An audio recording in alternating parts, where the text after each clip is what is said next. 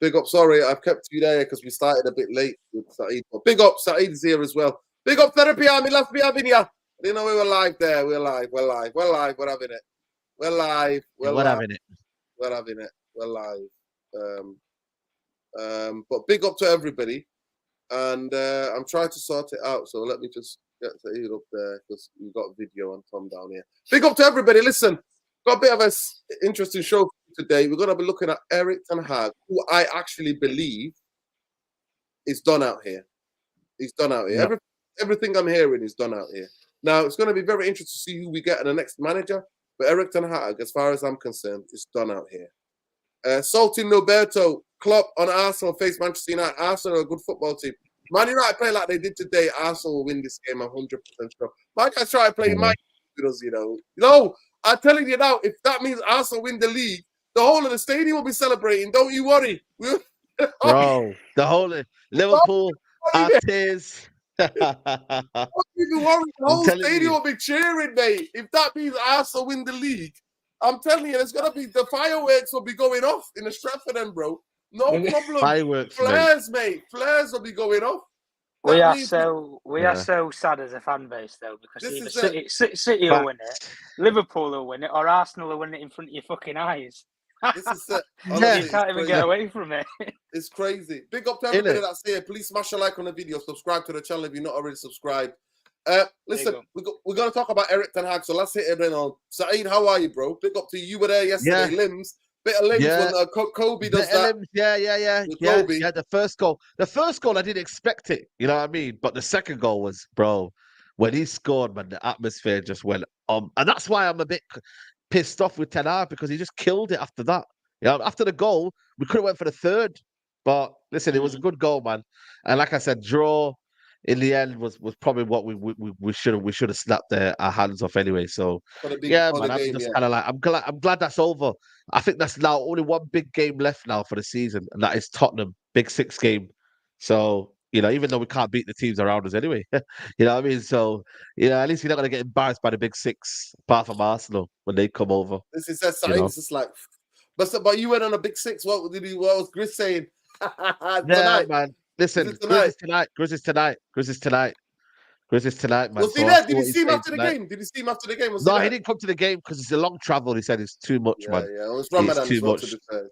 Ramadan as well, exactly. So unless he's coming for the whole weekend, taking a lot out of him. Staying in Manchester for the whole weekend, Listen, exactly, bro. I personally believe. Big up, Tom. Tom, how you doing? How's Seven Hills? Yeah, are we in London? Yeah. Are we in Spain? Where are we? International Man of Mystery. 00 Tom, mate. Where are you? Now we're Sheffield today, guys. Anyway. Yeah, he's back in the Seven Hills, mate. Hey, a bit brighter though, these Seven Hills. Springtime, baby. Today it has been, Springtime, baby. Spring is here. Big up to you, Tom. Spring is here. Spring is here. Listen, but Man United are in chaos, mate. Kamikaze FC. So I personally think the decision has already been made. There are rumors and murmurings going around, but I believe that Ineos, even though you know my feelings about them, they cannot see that and think this is something to continue next season. So for me, I think we're done out here. It's whether like Graham, Ole Gunnar, Southgate, De Zerbi, Amarin. We don't know who's in the running.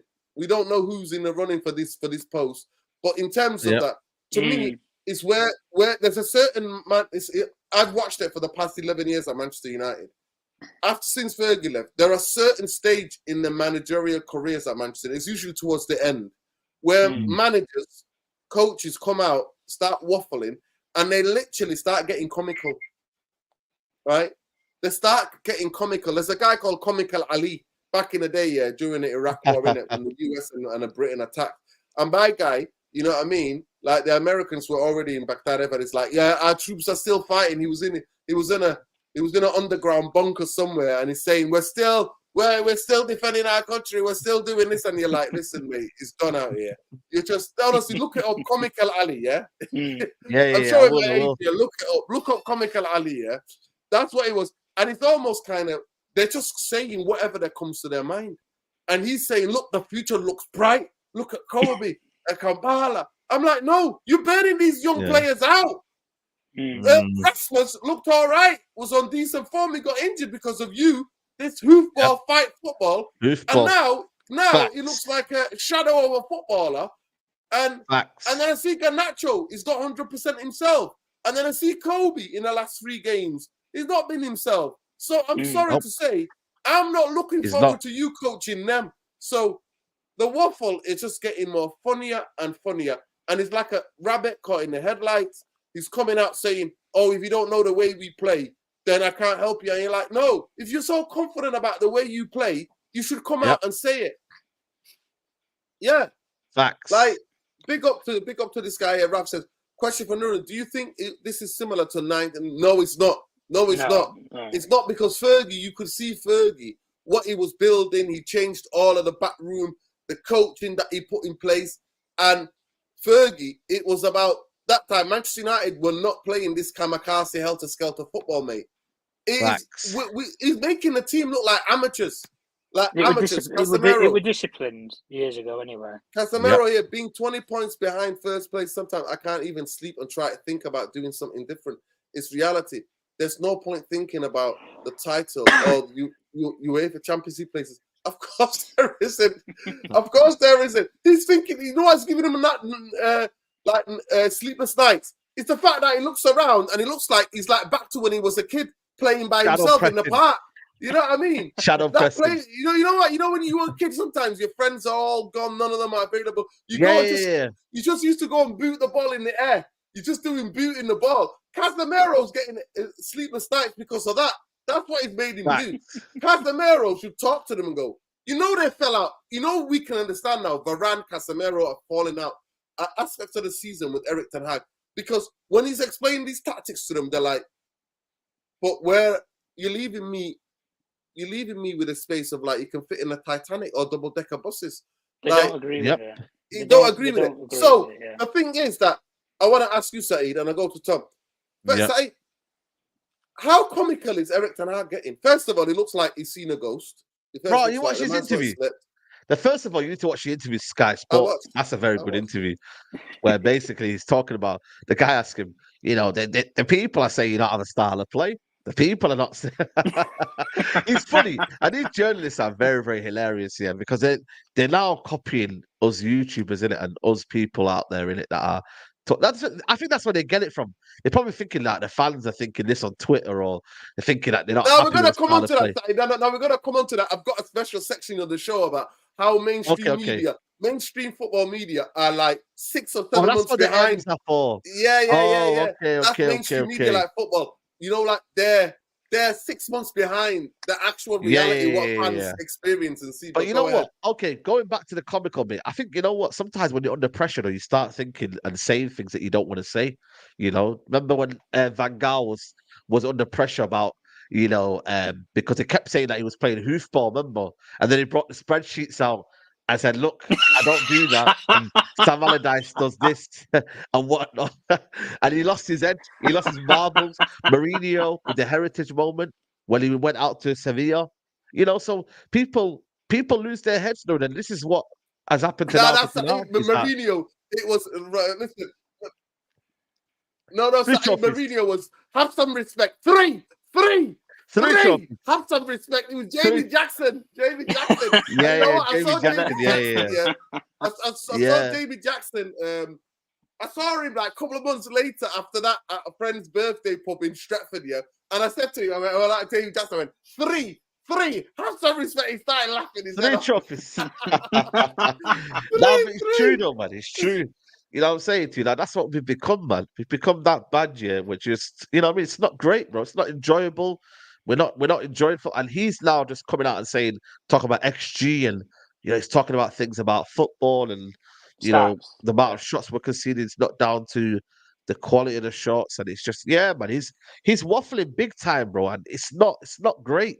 It's actually not great to watch, not great to listen to. And you know what? Ultimately, the manager's concussed, man. Where to Musa, man? He's concussed. He's not feeling well, man. You know what I'm saying? He's not right in the head. And he's saying things to keep to save face and to keep his job. You know, and obviously he's under pressure from Ineos. So he's there kind of maybe reiterating certain points and whatnot. So yeah, man, I just feel like for me, sometimes the fans they're not stupid in it, and they're starting to understand why now. We're not having this anymore, and now he's under pressure to convince fans to stick by him. That's what it is, and this is where the comical nature comes in. Yeah, I don't know, as I said, because I don't think you can convince fans when the new people who've come in, clearly aren't convinced by him. The funny thing is, right, when you said that, Tom, just 1 second. Let me just get this. Let me just get Richie. Solidarity with Everton fans. Big up Richie. Richie 65. Everton hit 2-point deduction. Everton appeal it, but he could be hit with a third deduction the start of next season, which will anger the team in relegation. Why he won't be heard this season? This is crazy, bro. It's getting with Everton. Crazy how much what they're doing. Listen, solidarity to all those teams at the bottom of the league, man, because these point deduction, Nottingham Forest, Everton, it is maddening. And then Luton could go down, and then they might not know till after that if they really be relegated. Then you get into the legal parts of it where they want to sue them for fucking loss of profits and solidarity, man. It's gonna go all fucking over the place. But yeah, anyway, as I was gonna say, with Ten Hag, it's funny that he comes out in the Sky Sports interview or whatever, or here and there, and says, I'm here for the future and blah blah blah, and I believe that I have the backing from Ratcliffe above me and everything. But whenever Sir Jim's actually sat there and he's been asked the question, he's never backed the guy. He's never publicly just said, you know what, we're happy with Eric and this, that, the other. He just says, look, the performance on the pitch isn't brilliant, and there needs to be an upturn and improvement, not only in results but performance. Those are Ratcliffe's own words himself. He's never publicly come out and said Eric Ten Hag's my guy or our guy in Ineos. He's never done that. And even funnily enough, when we had, before Ratcliffe even came in, you had people like Richard Arnold and stuff. Whenever a couple of bad results were going the way, there was always a little drip to say, the hierarchy or the board at Manchester United, I still have faith in Eric Ten Hag, or still this, that, the other. You're hearing nothing now.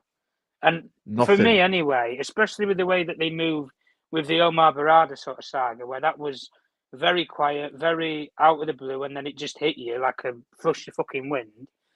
And when it come out about Barada coming from City, you just looked at it and you thought, well, I didn't expect it, but we knew that we had to get a CEO at some point anyway.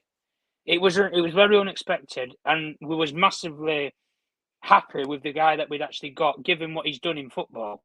And as soon as Dan Ashworth gets over the line and he comes in, there'll be a bit of an upturn for the fan base to say, well, we've got a guy who clearly knows how to build football clubs. But the one thing I've heard around Ashworth anyway is it's not him who's the brilliant recruiter of players. He knows who to get for the right positions in the right roles. That's what I've heard anyway regarding Ashworth. If he gets control and he tells Ineos or anybody, he will go to Ineos and he'll say, we need this person for head of recruitment, this person as a scout, blah, blah, blah. And then they'll go and get the people that he believes is best in class. That's how Dan Ashworth works.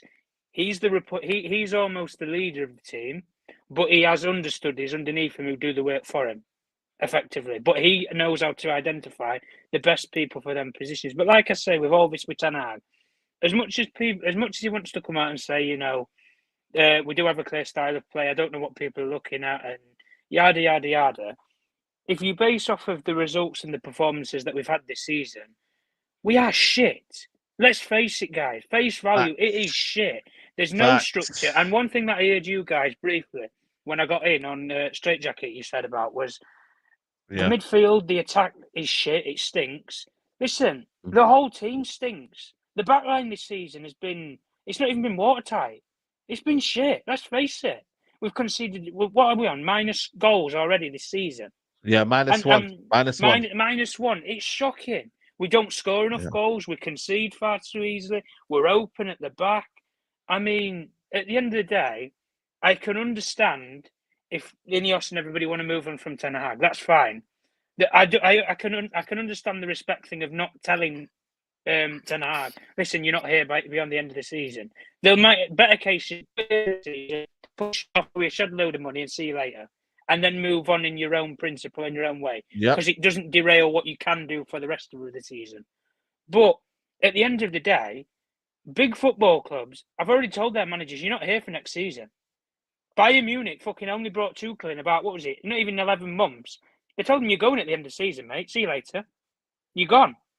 they're doing the exact same thing to Xavi at Barcelona, where he said, I don't want to be here, and you clearly don't want me here, so I'll go then at the end of the season. Big football clubs do it. Jurgen Klopp, as much as people want to say it, I don't buy this thing that Jurgen Klopp just wanted to leave at some point in time. I think there's been some sort of a barmy, or there's been some internal upset with the people above. He's always criticised them for not spending enough money or anything. There'll be something that he'll come out with and say, oh, well, I wanted to rebuild another team and everything. I got it to a certain point, but I needed a couple more players, and they weren't prepared to function that for me. Because right now, Liverpool, from what I saw yesterday anyway, I think they've got another team, guys. I do. I think they've got another team for about 3-4 years that can go on and win something. But Jurgen Klopp's just not going to be a part of that. And that's why I think, bringing it back to the point with Ten Hag, do I see a world where Ten Hag in 2 or 3 years' time is going to have more players at his disposal? It's easier, and we all go back to the same point, guys. It's easier and it's less cost-effective to get rid of a manager than it is to get rid of a bunch of players. Because a new manager can come in and he might get something different out of those players. And to be honest with you, I'll make this last point anyway. I think if a new manager comes in, I think it'd benefit a lot of these players. I think it'd benefit Onana, Antony, and Lisandro Martinez massively because they're working with something different. It's completely different. They've only ever worked with one guy, reasonably, which was Ten Hag. For like 4 or 5 years, they've worked with Ten Hag. If a new manager comes in, they're going to work with a guy who they've never worked with before. They don't know what his methods are, what his way of playing is, what his way of thinking is, nothing. It's completely scratched. But at the end of the day, guys, nothing's going to change anyway until we offload some players as well. There has to be a balance here. You need players out of the back door. New manager needs to come in, furnish it up maybe with some new players, and let's see where we go. We'll take a hit on the first season, that's fine. But we need to see a progress. We need to see some performance. That's what we want. And ultimately, right now, we've got shit. We have absolutely got shite. And at the end of the day, you can go on about stats, Ten Hag. I'm not asked anymore, mate. I don't see Jurgen Klopp barting around about fucking stats. The only stat that matters is the fucking scoreline at 90 minutes. That's all I ever say in football. That's the only stat that matters. Until then, show me some good football on the pitch, and then talk about stats when you're playing good football, not when you're playing shit. So, anyway, Nuruddin, go ahead. The thing that I think about, like, when I think about Erik Ten Hag, and I think how we can solve this. Last season, Saeed brought it up in the Straight Jacket podcast. Saeed, let them know what number is, by the way. Guys, there's nearly 300 of 277. Yeah, look, that's a number, people. There's 270 of you in here. Please smash a like on the video. Come on, like the video. Come on, man. It's the least that you can do. Subscribe. We're shadow banned. We are demonetized, but we don't give a hoot, people. We don't give a hoot. We're just here to uplift Palestinians and fever Palestina. Free the Palestinians, man. Free them. Stop the genocide. Stop the apartheid. F the flipping racist, Zionist, racist, genocidal Israeli army, man. Stop all that, man. End the occupation. That's what we sing on here. No problem. But I say when I look at every way I look at it with Erik Ten Hag, it's like, Erik Ten Hag, the Premier League is so different to all the other leagues. The Premier League here, even Pep, the first season, man, he got Klopp. It took him 3 to 4 years. Pep, it took him 2 years. You know what I mean? To really establish what he wants to do. And there is, they had an open check. You know, stability. They were buying players even before he got there. What you're doing now, and what you're trying to pull the massive wool all over our eyes, you're basically saying to us, we're not seeing what we see. Yeah, it's not what we're seeing. You're all deranged. You're all wrong, and I'm right. Right? Yeah. So, and then this obsession with Bruno can never be taken off. I'm sorry, I do not want that. I want every player to be on his toes. Nobody to be guaranteed, even the captain. Even the captain. Yeah. And I go into the next topic, Saeed, is that I saw the analysis of Danny Murphy match of the day last night, yeah? Danny Murphy's I saw bits of it. I saw the one that Aaron posted up. He's like, I'm sorry, Danny Murphy, where have you been? You're 6 months late. You're 6-7 months late, mate. We've been pointing it out. YouTube fan base, or the fan base coming in the stadium, and the majority of the fans have been pointing them out. They're always 6 months, 7 months too late, Saeed. Always. Even with the questions about the style of play that you were telling me. Yeah. when it's So fashionable. this is what I'm saying to you. It's crazy with the media agendas. Like Eric Ten Hag to me, it's like last season you knew what Manchester United were. Last season we had more of an identity. You knew we were hard to beat. We were not conceding many goals, and we had two players that tried to nick it. Right. This season, the gaps. I'm sorry, in the Premier League, you cannot play with gaps in that midfield, and there's no your team has to be structured really well. You have to be really structured well for players to even buy into it. Buy into it. Because these players are not stupid. They're not stupid. They know what game they are in, and they know that how detrimental it is for the manager. Then the manager to come out in a press conference. So I'm just like, I don't know where this is sustained. It's not sustainable. And I said it, Saeed. It's word to me. Trust me. I said it. How long ago did I say this? I said it from January onwards.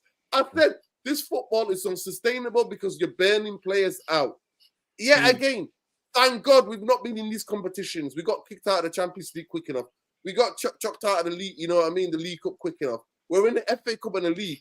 And look how tired we look still. The players look shattered. So it's the football he's playing. So he's not able to convince anybody. He's done out here. He's just now stop embarrassing yourself and just accept it. Accept that you're no longer. To me, but that's the problem. He won't accept it. He won't accept it because he knows he's stubborn. Yeah, he's stubborn. You know what I mean? He's a guy who doesn't like to know when he's in the wrong. You know, he doesn't really have any self-criticism.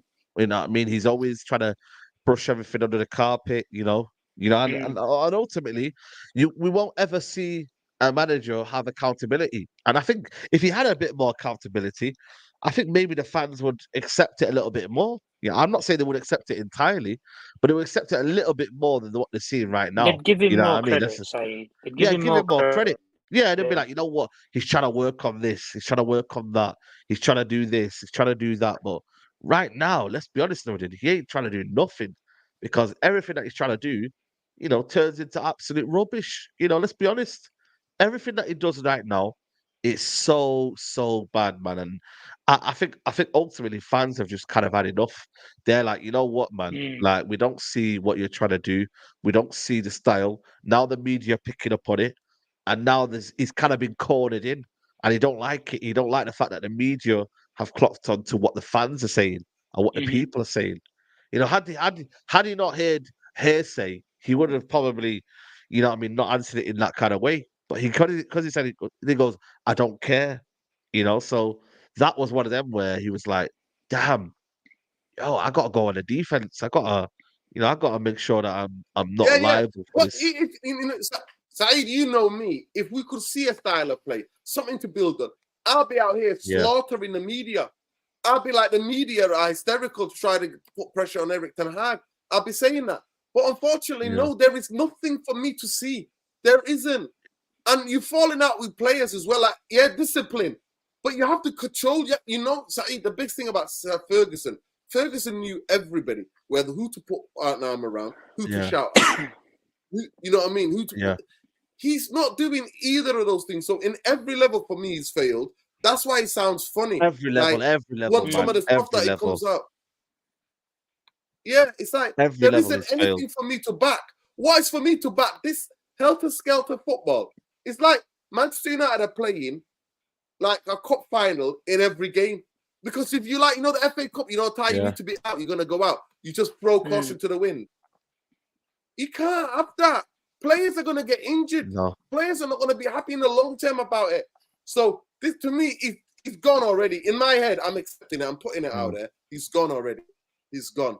He's gone already. And I'm just like, be more dignified. The only thing I'm asking is to be more dignified, on your way out. Be a bit more dignified on the way out, man. Yeah. That's it, guys. There's no accountability. Look, Tuchel knows at the end of the season he's not got a job. When Bayern plays shit game or they're not having a good time of it, he'll still come out and say, "Oh, look, we didn't play well today. Blah blah blah. Performance needs to improve. There needs to be an upturn." He knows that he's not going to be there anyway, but he's still. Even though in that situation you probably don't want to be there, you've still got to say something at the end of the day. And if we're going off of the train of thought of what we're seeing with Ten Hag right now, I even look at it, for example, right, with his assistants.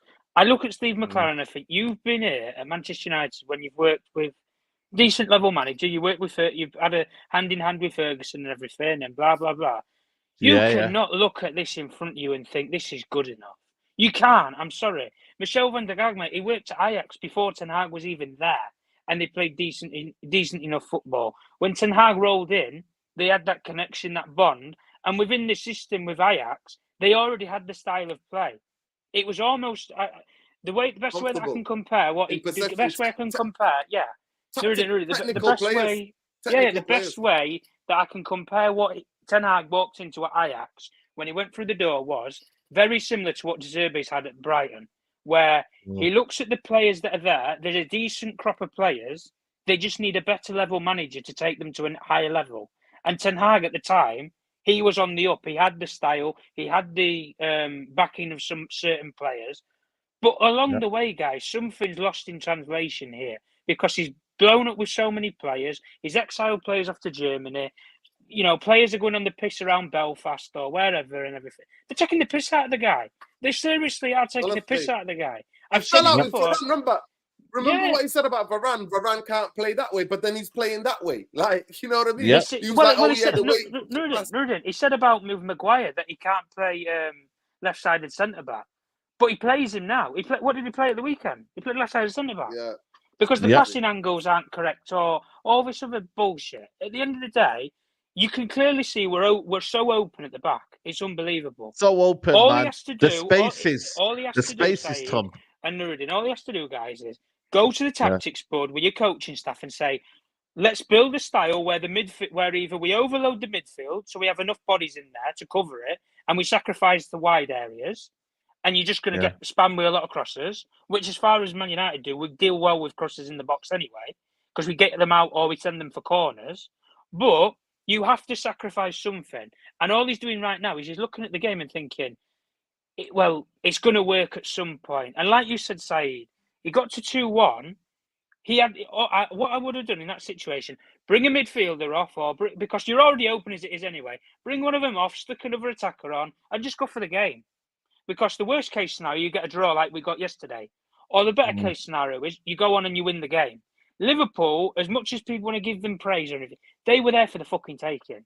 They was there in that second half. They took the foot off the gas. They did the exact same mistake they did in the FA Cup game. They thought the game was done and dusted, and then Man United had a couple of glitzy moments. They got back into the game. That was it. Apart from that, it was shit.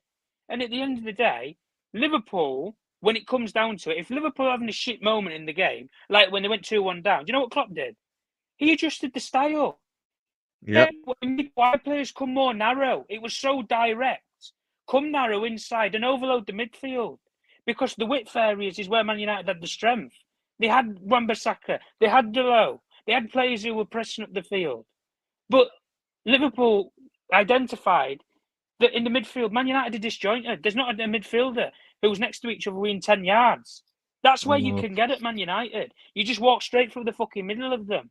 And we said it, guys, on the first game of the season, if everybody remembers, against Wolves. Gary O'Neill took the piss out of us. And Marcus Cunha, he ran right through the midfield. Yeah. Straight through it, 30, 40 yards up the field. Nobody touched him. You can't do that. If you go to Anfield, mate, a player's 5 yards from you. If you do that at the Etihad, a player's 5 yards. Fucking hell, Brentford, even Brighton yesterday, like you were criticising De Zerbi side, a midfielder's 5 yards away from Odegaard at every single chance. Man United, there's not that accountability there at all. There isn't. So in terms of the tactical side of it, all we need to do right now is just see the season out.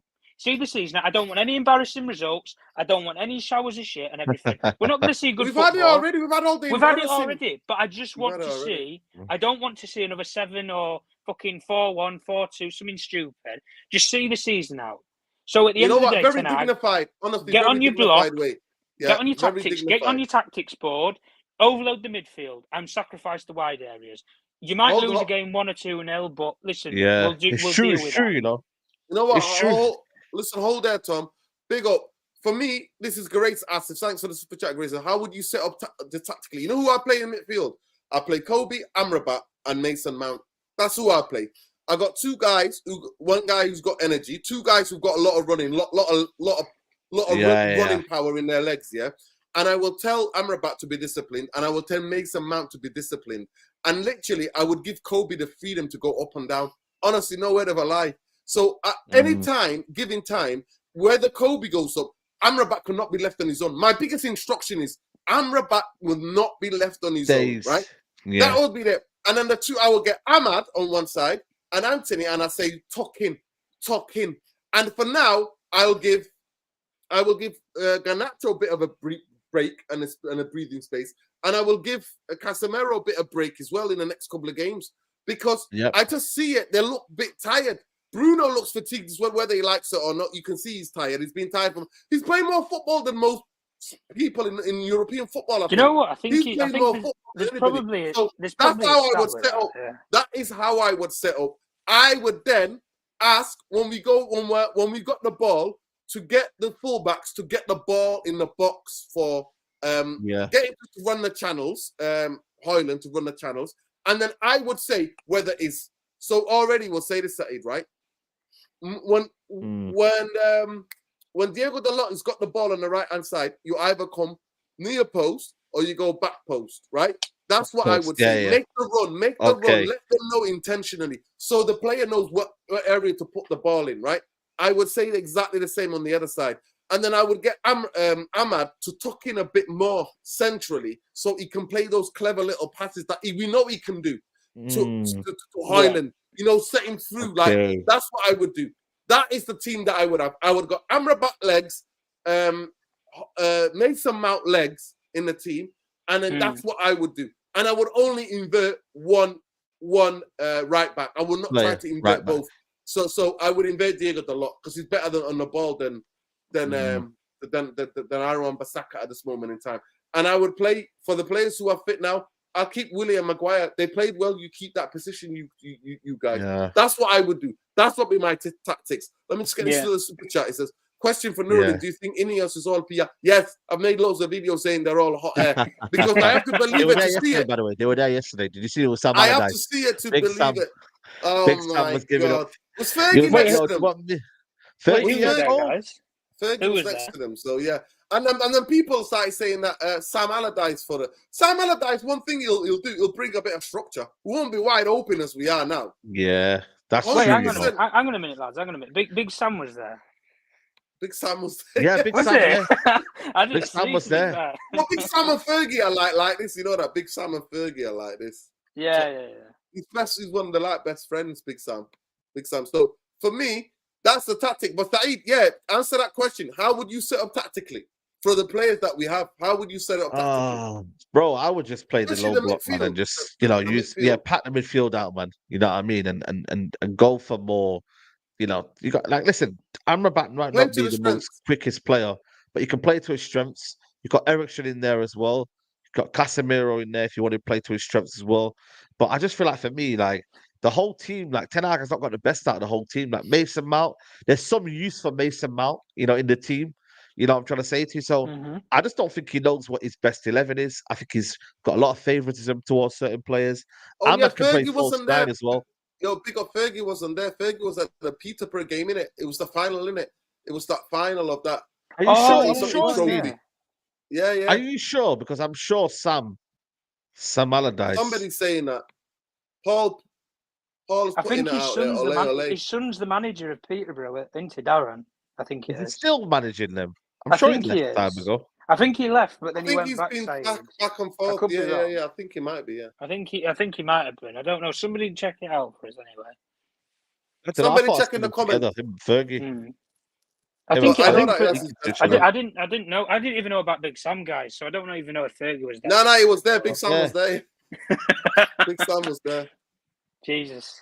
Yeah. No, 100%. Yeah. No, it's the knee. He the run back against Chelsea. He hyperflexed his knee. Yeah, he flexed the fact that he carried on actually was a shock.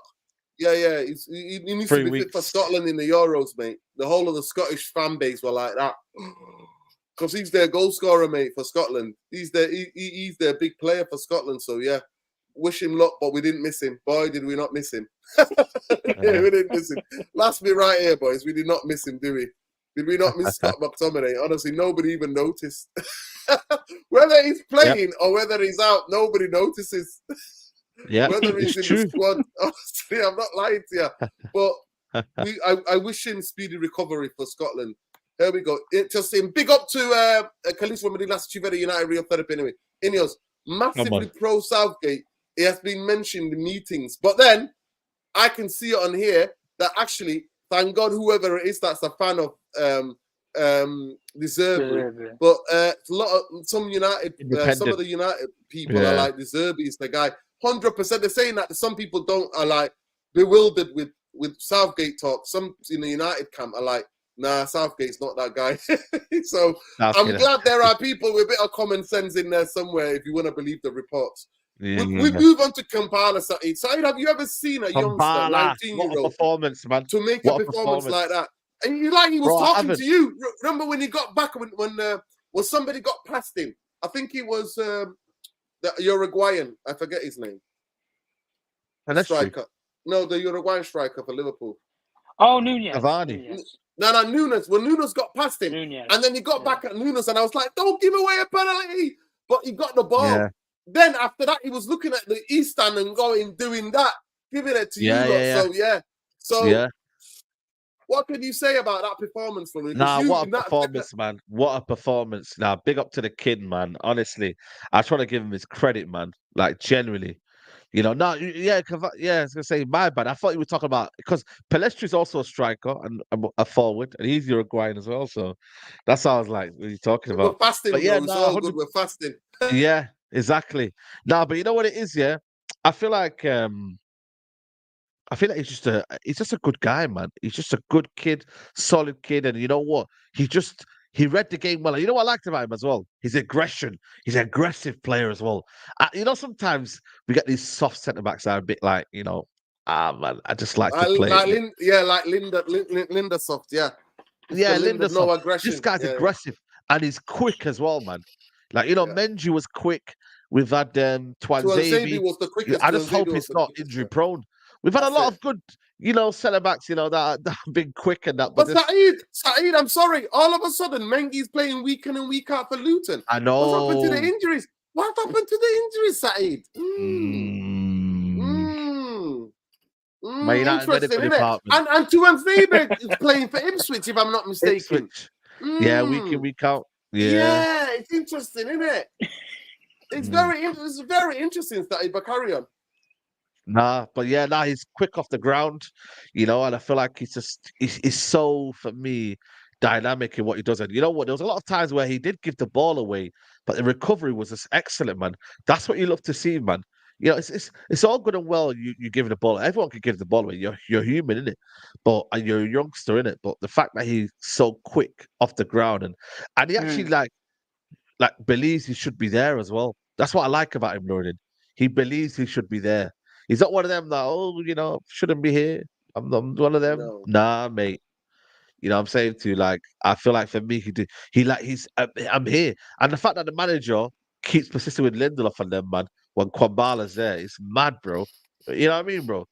Man, Kwambala's right there. But he gave the ball away, Saturday, but he actually can play through the lines. Did you notice that? Yeah. He's literally playing through the line. Yeah. Of course, you're going to give away. Liverpool press really well. You can do that. But to me, one of the biggest things, what I was shocked about, how good he is on the ball, actually. That's the biggest thing I was surprised about, right? Because as a young guy, he should be quick enough. So, you know what I mean? Considering to play as a centre-half in modern football. The thing that has got to be added. But how good he was on the ball. But Saeed, there is a danger that to overhype him, though, because when he's defender, when you're 19, like Kwanzaa made that mistake, right? Defenders and goalkeepers, once you make a mistake, it leads to a goal. That are two positions in the football, but striker can make all the mistakes you want. Midfielders can make all the because there's other aspects to the game where defenders. That's why having young centre halves that are proper, don't have too many mistakes in them. It's rare to see that, right? It's very rare to see that. Really rare to see that. There must be on another level, in terms of minimizing the risk. Varane was like that. Varane, at 19 was already boom straight in the Real Madrid team, like because he no fuss can take care of things. But the biggest thing I was surprised at how good he was on the ball and how he wanted to get the crowd involved and actually like was accepting this challenge and not cowering like you said. But we can't overhype him. That's the problem I have with our fan base. I know what our fan base is like. I know what we do to young players when they make mistakes. So that's the biggest thing what we say is that, yes, amazing debut at Manchester United. Obviously, his full game at Old Trafford where he wasn't subbed off or he didn't get brought on.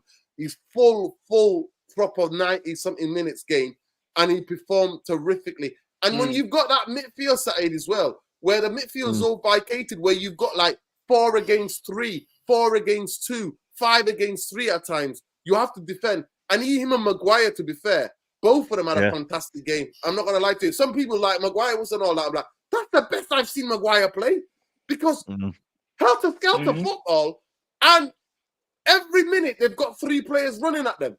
Like every minute. So the blocks that they put in. But what do you think about what I'm talking about in terms of overhyping? Because remember, we had.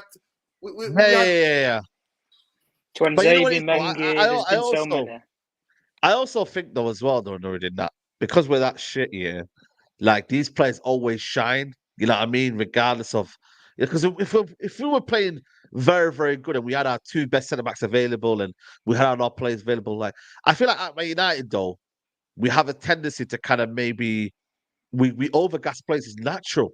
I feel like that's what it is because we've been rubbish for the past 10 years, Nuruddin. But we see someone like like Kwambala, like these players that have come in and you're like, wow, these guys are a breath of fresh air. Like, like they added something different and they showed a bit of heart, showed a bit of bravery, But that only becomes because obviously we're just so gassed in the moment because we haven't seen that, or the players that have been there are just underwhelming.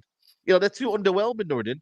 And that's the reality of the situation. Whether we like it or not, or whether we think that's right or wrong, it's the reality. We've been underwhelmed by so many players, right, at this football club. We get gassed by these players. And then after that, we do overrate them, you're right. And then later on, we'll be like, nah, he's not good enough, sell him. You know what I mean? Like, I've seen 2, 3 bad games, get him gone. And that's what it is. But had we been a good team, stable, your players the allowed word is to ease in. stable. Look at Rico Lewis. Stable. Yeah.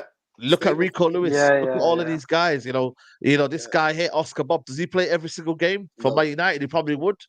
And the guys that are meant to get game time don't get game time. So it's just like there's no balance with us, man. And we're either too overcritical or we're too, we're not giving them praise at all. Yeah, I'll come you know to what you, I mean? Tom. 1 second. Yeah, 100% agree, Saeed. And while the pro Southgate is stuff is Goldbridge. No, I genuinely don't. Honestly, it's not.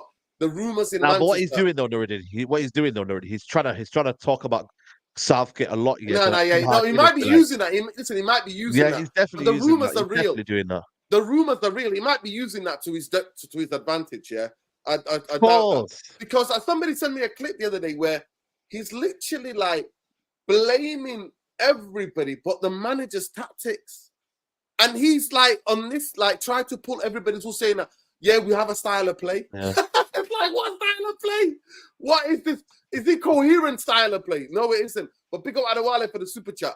Listen, somebody said something about Bruno here.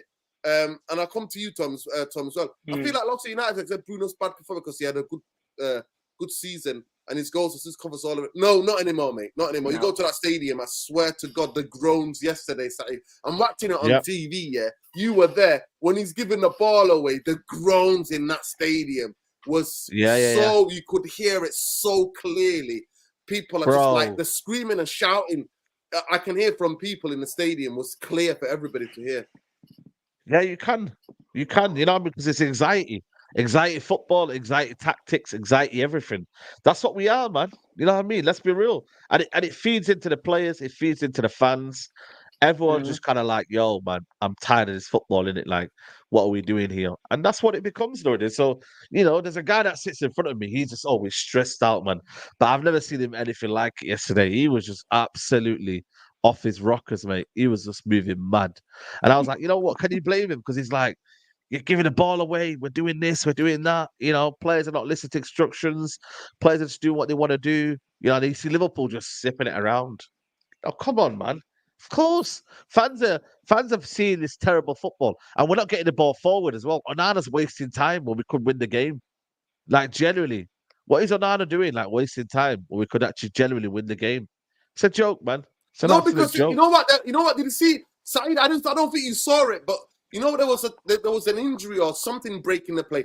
And Bruno, when he made that substitution, he changed tactically. And I'll come to you, Tom, in a minute. But he said basically Bruno, and then Manchester United started wasting time. After Ten Hag spoke to Bruno on the touchline, we could see it on TV. We were watching it on TV.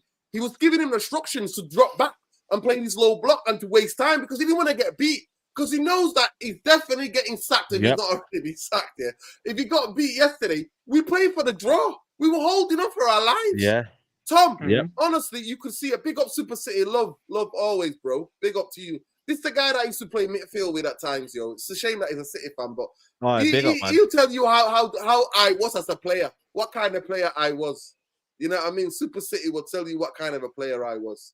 But honestly, Tom, everywhere I look at it, everywhere I see it, I'm just like, I'm dumbfounded about what people are pushing, like at this football club and about this manager. I'm just like, no, he just doesn't get it. He wants to get that 10 million payout. But to me, Tom, it's not just him leaving. No, I'm not just with him leaving. The majority of players need to go. Bruno, for me, I can't have a player that cannot be substituted. He's got to go. Rashford needs a change. He needs a change, man. You see, Rashford, to be fair to him yesterday, on the ball, he was crap. But off the ball, he actually was running around. You know what I mean? He was getting back in positions and he was defending a little bit. But I'm like, why can't you do that? Why are you not doing that for Liverpool game? Why can't you do it for every game? Go ahead. Go ahead, Tom.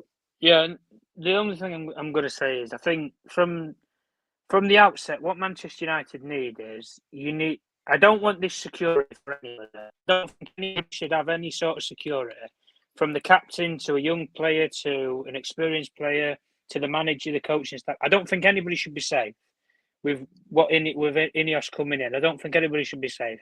What I want as a fan is I want to have people who come into Manchester United from day one and they get what the club is. They get the expectation, they get the ambition, and they build something. Don't tell me that you're going to do something like Ten Hag when you come in. We're going to play fast, transitional, flowing football, and we want to control games, and then don't do it, or don't even try and do it for a consistent period of time. And I'm not just saying that for if we get a new manager come in. I'm saying it for Omar Barada coming in. I want you to come in with a clear plan. You're on gardening leave now. You understand what the problems are at Manchester United. You've been across the city at the most successful part of Manchester. So I think if you've been on that side of the success and you've had to build up with Manchester City to get them to that level, you understand what it takes to build a football club up. From, let's face it, the bottom of the barrel, which City were a couple of years, 7 or 8 years ago, and he's helped build them up over a sustained period of time. And then, in the same case, coming to Manchester United, you have to do that now. You need to set the example from the top, and you need to teach the people underneath you, this is the way that we need to do things. And look, I think there's a couple of people internally anyway, within Manchester United, that I think they understand the club, or they get the club. As much as I understand the flack that, say, Darren Fletcher gets, I understand why he's there. He's a connection between the past and the present of Manchester United. And as far as what I know, with the work that he does a lot of work with transferring the young players from the youth system over to the first team system and setup, and helps embed them in. That's the one thing that I know that he's done good. He's done very good by Garnacho, by Kobe Mino, Kwambala, loads of the kids that's been given chances. And it's not even under just this era, where ever since he's come in, he's worked good with players. It's not even just the young players. He's got a good feel factor around the team, and he is well. That's the standards. Darren Fletcher's done it all for Manchester United. He understands what it knows to win, be a part of a winning team, so he can embed that experience down to the young players. That's what you want. You want characters like that internally. But the problem is, guys, I want people to come in and they understand what Manchester United fans want. I want a manager who's going to come in and from day one, he's going to get to Manchester United fans and say, look, listen, what we're going to do is, I need 3-4 years. Tell me how long it's going to take. tell me what you plan to do in terms of long-term success. What's the aim? Is it to win the Premier League? Is it to win the Champions League? What is the success pattern? And then finally, I want you to clearly outline to me the way that you want Manchester United to play. That's all I expect. And if you play to those standards that you set from day one when you spoke of them, and you said the success plan is, I need 4 years, I'll give you 4 years. If in 4 years' time we're going to be in a position to win Champions League or win Premier League, which is your ambition, fair enough, I'll give you that time. And then if you give me a style of play, or you tell me the way that you want to play, and you fulfill that way of playing, I'll accept it. And that's the thing with us fans. If De Zerbi come in tomorrow, I know Nuruddin, if we play that style that Brighton play, everybody will give the guy time because you can see something. Even if you go if you lose 4-0 somewhere, we'll accept it because we understand that we're playing a way that's going to take us somewhere. Right now, we don't have that. That's the problem with us. Well, 1 second, Tom. I just want to let Saeed come in before he starts preparing his iftar. Saeed, yeah, big up. Let the people know, man. 277 podcasts. Yeah. Yeah, and if all of you know, I used to play with this guy here. I used to play in midfield with this guy. Remember that? Box to box. I wasn't midfield.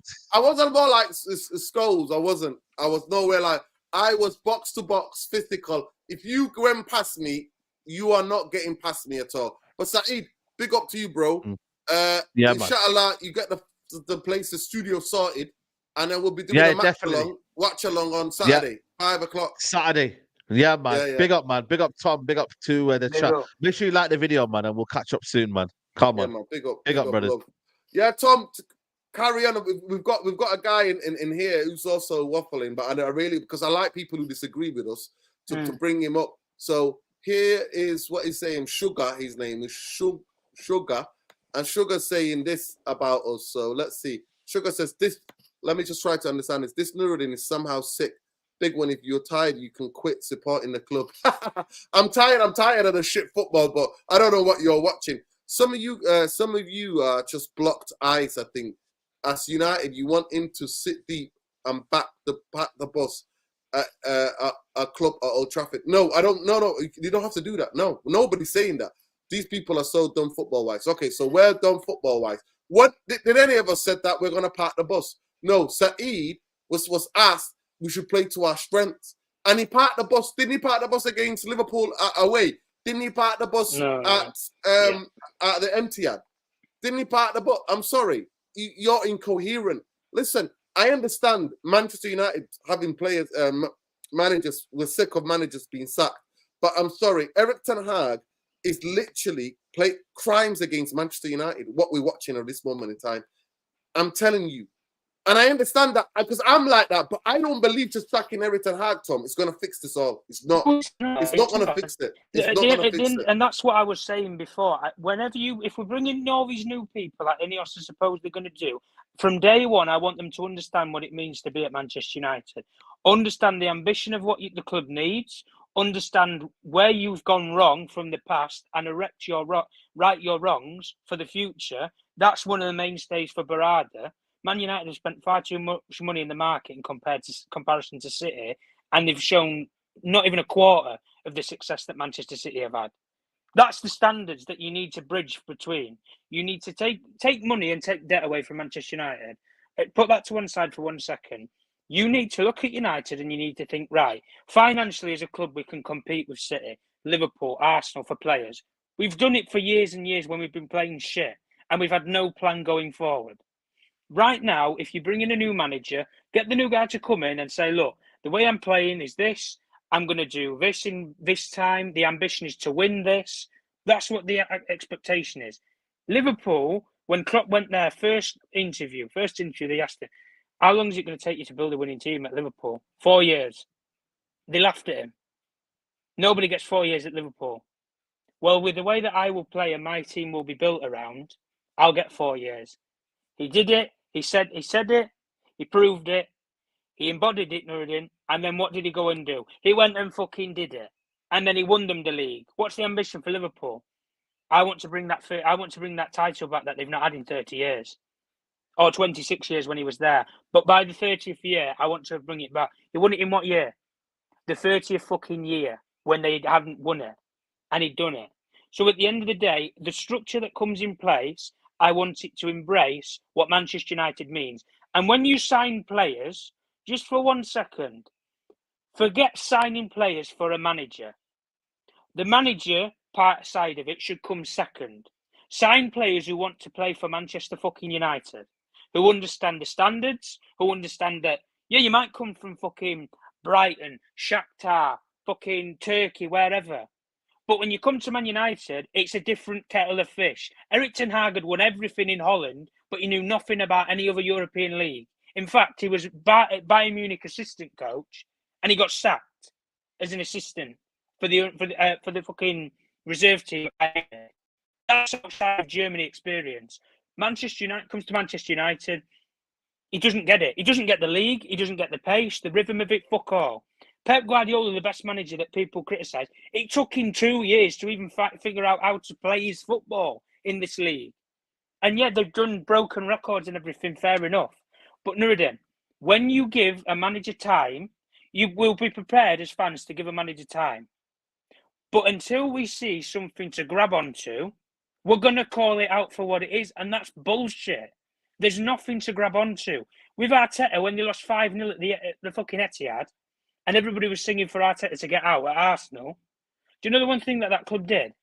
The hierarchy of it backed him because they saw the bigger picture, which was they had decent style of play, they had characters in the team, and you know what? They had a belief in the guy.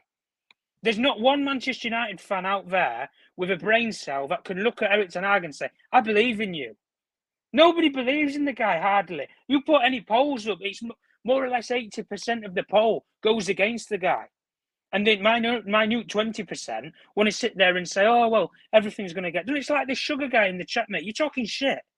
If you think that you can do better at Manchester United, tell us what we can do better then. Seriously, tell me what's going to fix this. Because if you think that keeping Erik Ten Hag's going to fix it, you're fucking deluded.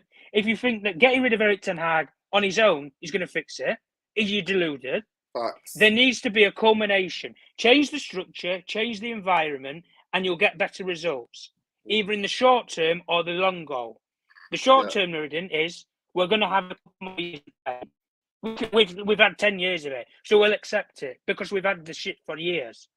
But the long-term success has to be, and the aim is, win the Premier League, win the Champions League. That has to be the expectation.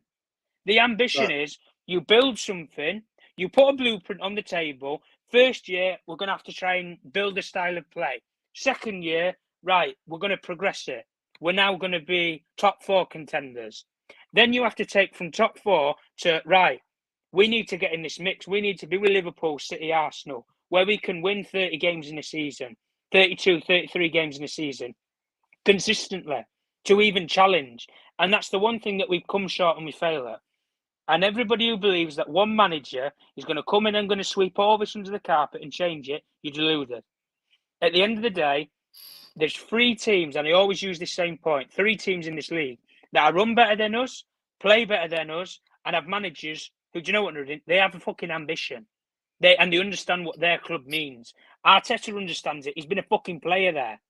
He's been a player and a manager. Right. He understands that football club. Pep Guardiola, when he went into Manchester City, he understood what Mancini had done, what Pellegrini had done, even though he's done better than all of them.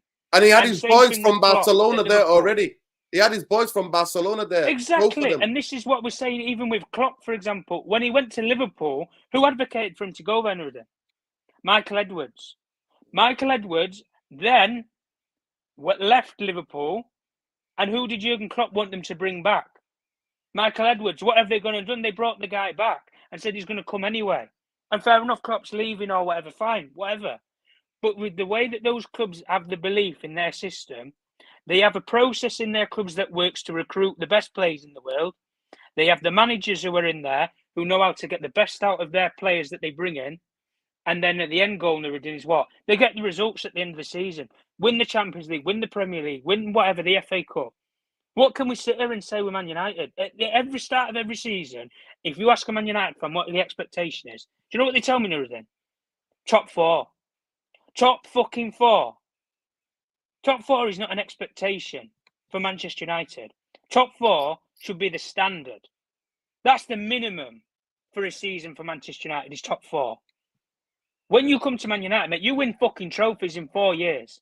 I'm telling you now, you win trophies in 4 years. I'll give you time when you give me something to grab onto and show it. If it's the players, if it's the manager, whatever. But until we see something to get behind, we're going to call it out for what it is, sugar. And it's shit. So at the end of the day, if you think you can come up with a solution, by all means, Nuruddin will invite you on here. He'll invite you on here. He'll send you the link to come on and speak about it. Football's an opinions game.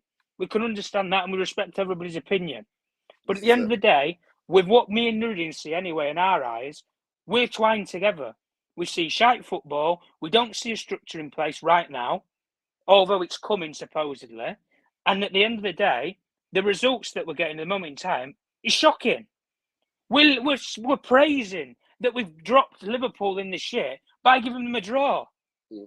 And like I started the stream off, guys, Man United are not safe from having their heart broken this season because either City will win it, your local rivals, either go down the fucking motorway and your bigger, most prestigious rival, or you have to sit there in a stadium and watch Arsenal win it right in front of your fucking eyes. So you can't get away from it. You're going to have some fucking heartache somewhere. And Arsenal, I remember years ago, mate, Arsenal was the main fucking rival for Man United, going back years. So if people want to go away from that now, forget it then. That's where football is. But those 3 clubs are better than us in every single department. So Ratcliffe and all these people, mate, you better have a shit ton of money, a lot of fucking patience, and a fucking plan. Because if you don't, look, hold tight, mate. Hold fucking tight. I'll say this to Sugar, right? Yesterday, I think 7 of his players were finished the game, if I'm not mistaken. Amrabat, Mason Mount, obviously he bought through Kamwala, he bought him through. Anthony was on the pitch, Rasmus Højlund, who else? There was at least 7 players on that football pitch yesterday. And Unana. There's 7 of them. 7 of the players finished. So when you say give him time and give him the players that he needs, I'm sorry, 7 of them, and we still can't see it. We still can't see what he's trying to do. It's helter-skelter football. Football that demoralizes players, burns players out, and football that is not good for footballers because footballers want to be in control. And of course, they're going to make mistakes because with that football, you're going 100 miles an hour. There's no control whatsoever to you. So I'm sorry, no, there is nothing. Erik Ten Hag if Erik Ten Hag was doing this last season, I would get behind it. I'd be like, come on, guys, this is need to get used to where he's playing. Last season, he chased 4 trophies. So I'm not just jumping on a bandwagon. I was calling him out. Tom was here. Tom was like, Nuruddin, you're being too harsh. Remember, Tom, you used to tell me you're being a bit too harsh. And I was calling that out from January. And we limped. The players limped to 3rd. We limped. But at the time, we was getting results. We was getting results. So there was a glimmer of something. His football was shit, but we got the results. This season, we've had none. We've had neither. The results have been poor. Listen, no, Man United, mate, we had the easiest Champions League group. And we finished where, Nuruddin? Tell them where. Bottom against fucking Galatasaray, fucking Copenhagen, and bottom. And people went into that circumstance and told me we were going to top the group. Well, I remember sitting here when people were sitting there and telling me, "Oh, Bayern Munich aren't great anymore." Listen, at the end of the day, Manchester United's minimum, as DJ says, big up to you, mate. Minimum is top 4. That's a minimum expectation for Man United to always be in the Champions League. But if you're going to be in the Champions League, mate, get a decent manager who can play good football and a group of players who understand what your football club means. Because if those 2 things don't go together, when you go to the Champions League and you play against big top European teams, they'll fucking embarrass you. They'll embarrass you. Either your manager's not up to scratch because he can't do it on a higher scale in the big leagues, or the players who you've brought in don't understand the meaning of your football club in big games, in big European nights. Because a lot of players, mate, when it comes to big games, they fold. We've seen this before. And the bottle job word gets used at Man United a hell of a fucking lot. Spurs, mate, you can call Spurs all you want about bottle jobs. Do Spurs bottle it though when they're 3-0 up or they're 2-1 up in a game? I don't think they do. They either have one shit game where they might lose 3-0 or something, fair enough. Or do you know what? They're behind one goal. They come back and win the game 2-1. Man United can't do that. They get 1-1, mate. They shut the shop. They shut the shop and they think, oh, let's have an easy day. We'll see the game out and we'll play again for next week. Exactly. But right now, anyway, guys, we've got nothing to play for. We've said this on here ages ago anyway. Spurs and Villa, for me, I said it anyway ages ago. I think they'll win more games from now to the end of the season. And I think I'm being proved right, am I not? But at the end of the day, it papers 100%. Over the cracks. We need to pull the fucking wallpaper down of the bad area that we've had with the fucking Arnolds, the Woodwards and all these people. And I'll give Omar Barada his credit for what he's done in football. Dan Ashworth, fair enough. They've got good track records in Nuruddin. That's the most important thing. But they need to come in and they need to be given the authority to say, no, we're doing things differently. If they want to get rid of Scott McTominay, they have the authority to get rid of him, regardless if he's a young player. If they want to bring in somebody in, a deputy to them or whatever, or a director or somebody on the board, let them do it. Let them fucking do it. Unless at the end of the day, Manchester United, there has to be a pathway to success. And every manager will come in and have a clear plan of what they want to do. But there's some of them that talk the fucking plan, and there's some of them that actually walk that plan all the way through to success. And all we've had is managers who talk, really talk brilliant about his fucking accolades. You had it with Ole Gunnar Solskjaer, Man United of old. Oh, you know, we're going to build Man United. We're going to be fucking great again. The guy sounded like fucking Donald Trump. We're going to build a wall. We're going to build fucking Man United. And now you have it with Ten Hag. Oh, era's coming to an end. Listen, at the end of the day, foundations are set in place. It's clear enough for me anyway, and I think you agree with me anyway on this. Right. I think they're getting rid of the guy. I think they're getting rid of him. They're getting rid of him. They've not backed the guy publicly, and I'm not being funny. Why would you? Why would you when you're seeing this shit? I personally wouldn't back the guy if you see this shit that's in front of you. But at the end of the day, we need to, as Manchester United fans anyway, let's just try and see the season out. If we can have a decent win here and there against a couple of teams, fine, fair enough. But we'll praise individual players in this team. But as a collective, mate, they're shocking.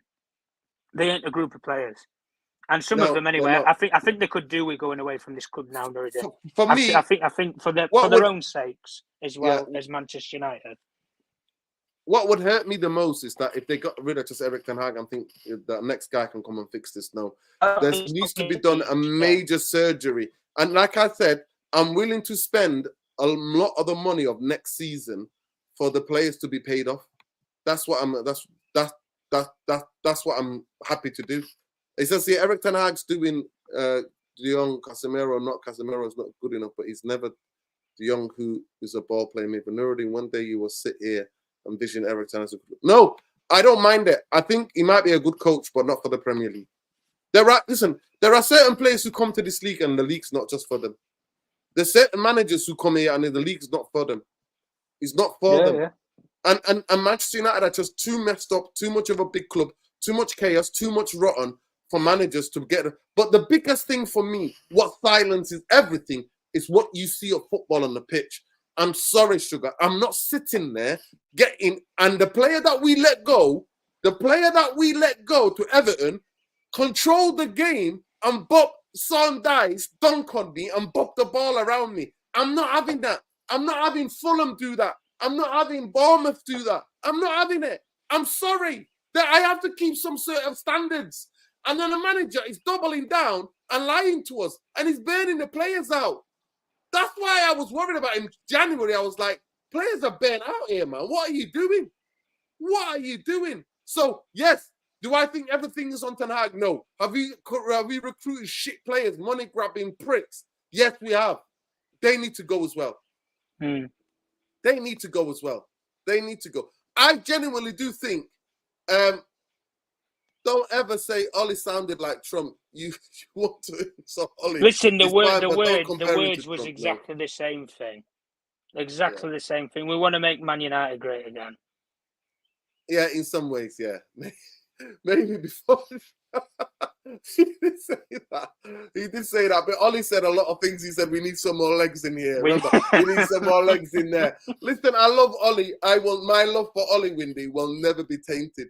I'm so happy the way he came in. He should never have got the job. The job was too big for him. But at the end of the day, he left and he knew that he could take the Wolves as long as he, you know what I mean? Like the way he could take us. Please, Mateus, don't use that word woke. Please find the meaning of that word.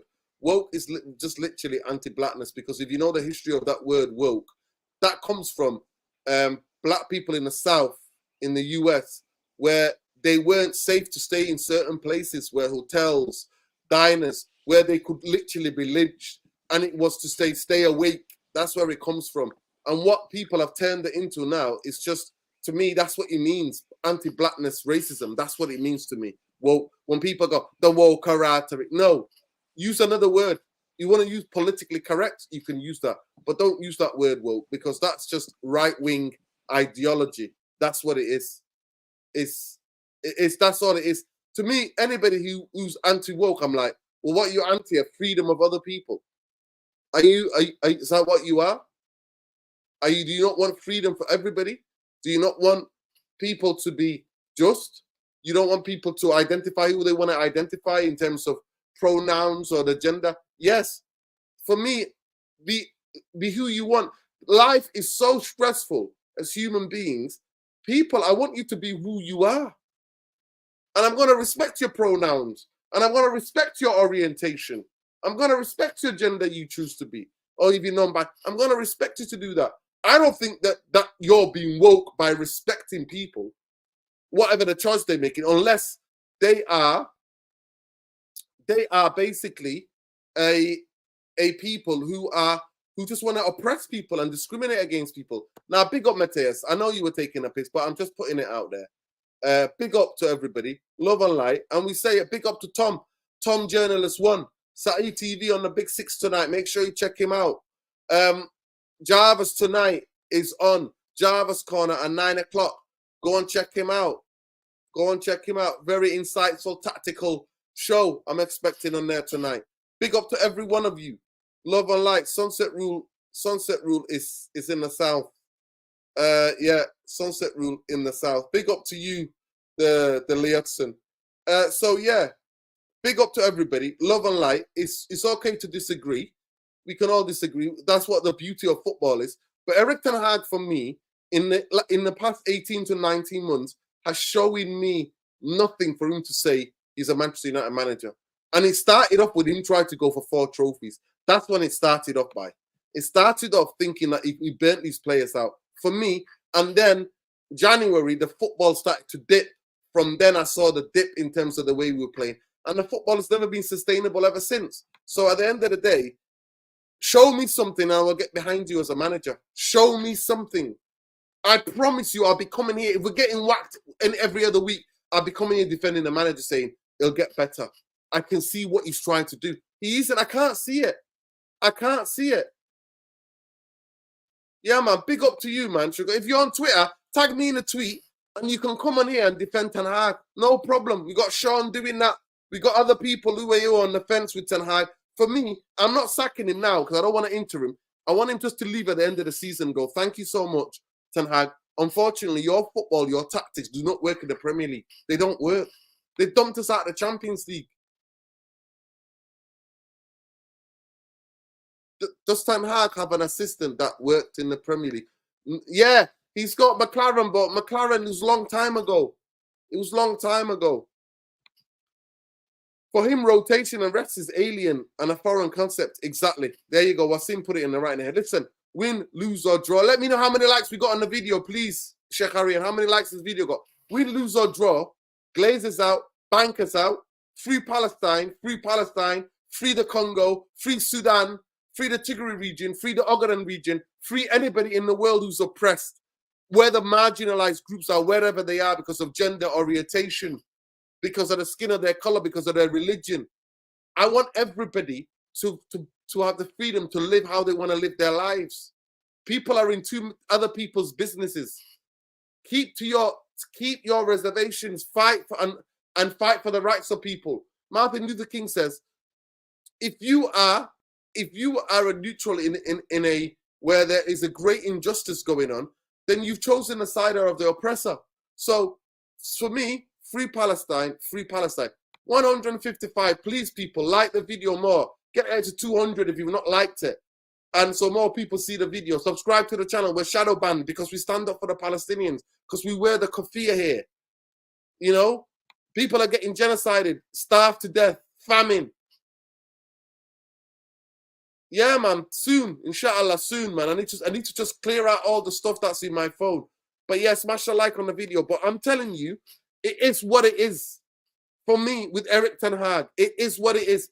He's tried, he's come and he's failed. He's not going to be the first manager or the last manager. I hope he goes to Bayern Munich. I hope he goes to Barcelona and succeeds. Manchester United job's not for everybody. But the biggest thing as a Manchester United manager, you come in as the coach the players. Let us see football to get behind. And the football, there is nothing I can get behind. And I was calling it out in January. There's nothing I can get behind. But big up to Rants, man. Rants, big up. Big up, man. Big up to Rants, man. Big up. Love, King. Appreciate you. Yeah. It is what it is, people. It is what it is, people.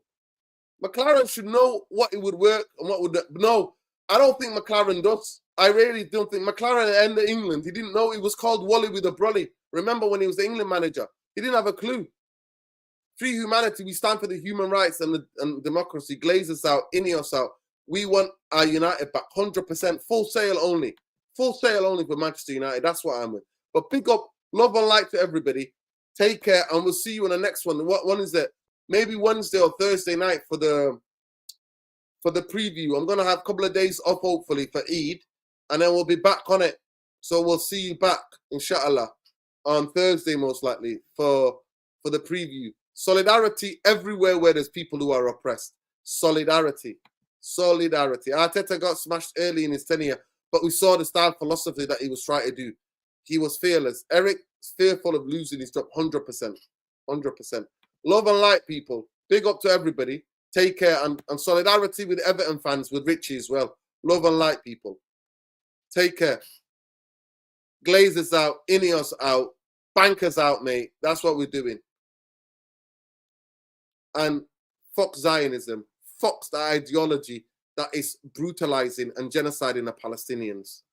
Fuck that. Fuck that. Take care. Good night.